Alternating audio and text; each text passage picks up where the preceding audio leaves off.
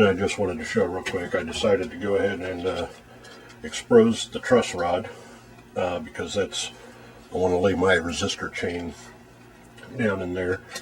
And what there was underneath the truss rod, or over it, is this small piece of wood. And I thought I was being careful, but I went ahead and broke it, which is probably going to be okay because that can be glued fairly easily.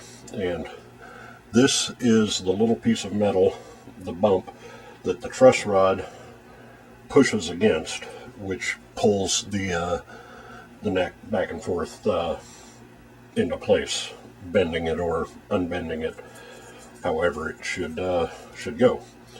So now I just have to figure out how I am going to run the resistors in there and get them back up underneath here. And I thought about kind of making a bigger groove under here, but you know, the fretboard is already kind of flimsy and I'm going to be drilling holes in it, so and, you know, I want to be real careful about that.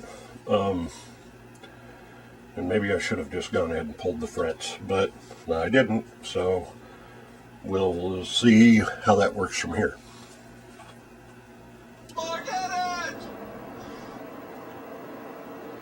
Alright, I discovered something, mostly by reading an online forum about fretting a guitar. I've got the, whatever you call these, cold heat guns, and this is probably about the only useful thing I've ever found to use this on, because it's certainly no good for actual electronics. And what you do, if you can see there, is just holding it on there so it heats up the fret. And you know, yeah, that's just about right as far as the thing. Now I can see a little wisp of smoke coming off of there, and what I hope that is the glue kind of separating. And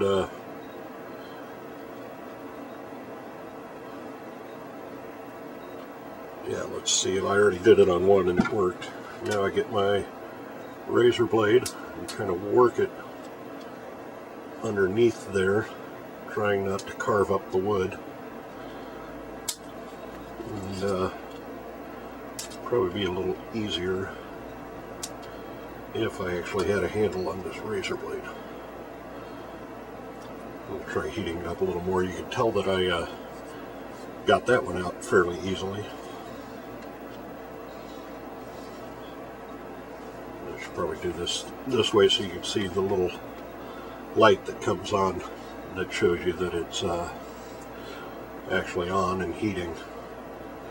This thing basically works as an arc. Says it's cold heat, but you know, whatever.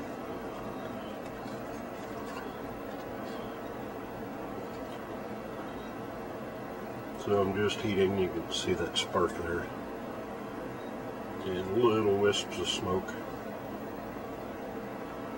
Now, some people said to use a regular soldering iron for this, and I suppose I could have used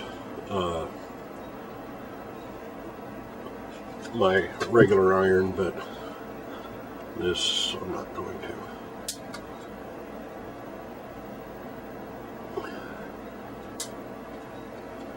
And just try and work that under there.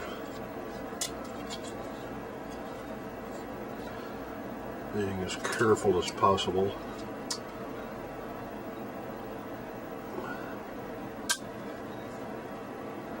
Well, that's always the case. The first one comes out really easily, and then the other ones don't.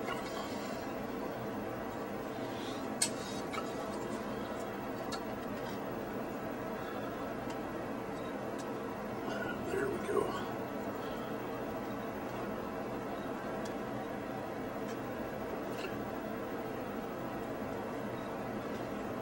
And they do make a special tool for this. It's like a pair of end snippers, but and they're ground off more flat, so you can actually get them under there. But I don't have any of those. And what little tools I do have, So I want to get that out of there without really bending it up too much. There it goes. Alright. So there, I got that out without totally bending it up. And I'm going to try and keep these in the order that they came out. And so you don't want to watch a video of me doing this whole procedure to every single one of them. That's the basic gist of how I'm doing this.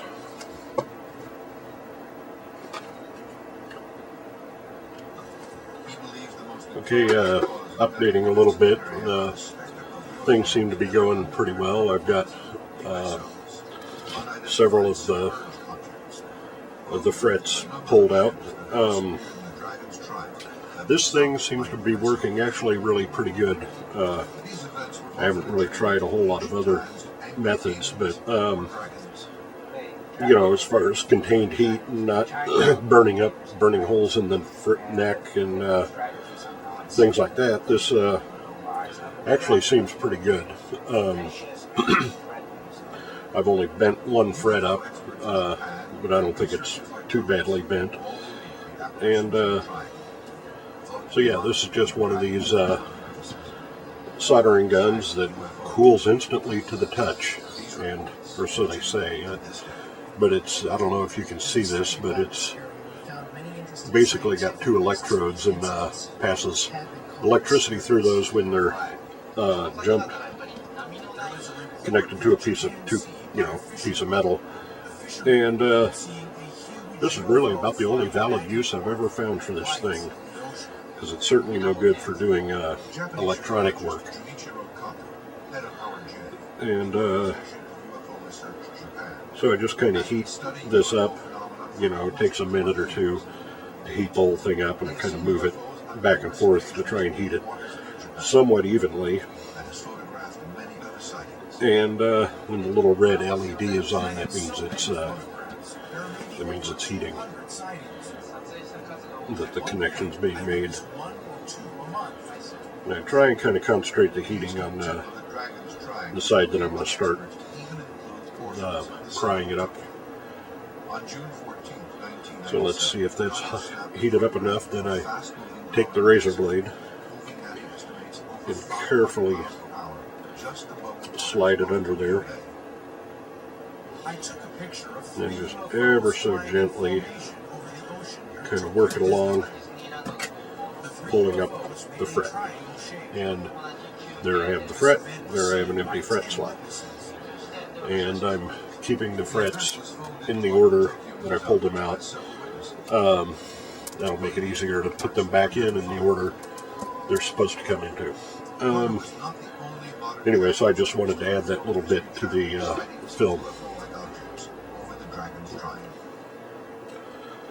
Alright, this is what I ended up with. Got all the frets out, and I got all the frets lined up here in the order that they go, and I'm going to try and keep them that way so it'll be a little less confusing when I go to put them back in.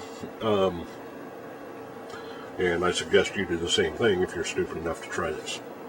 And so the next step will be to drill through here where the frets were, so I have a place for the resistors to come up through and connect with the frets. And that'll probably be another video on its own.